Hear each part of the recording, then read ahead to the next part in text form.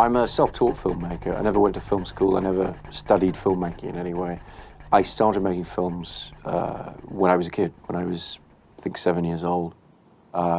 Making films using my dad's Super 8 camera and little action figures, doing stop motion films, a little bit of animation and a certain amount of live action.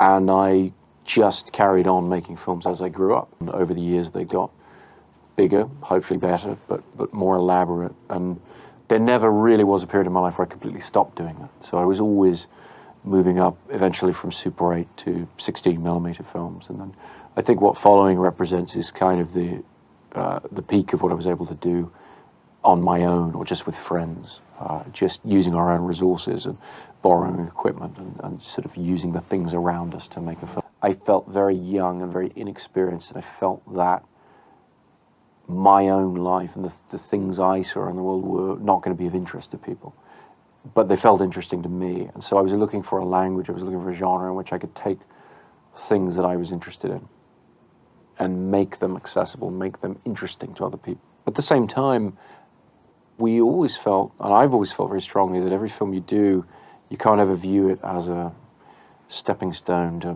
making another film. You have to really enjoy the film for what it is and just do that. But at the time, it was really unheard of in England to do a no-budget film as such.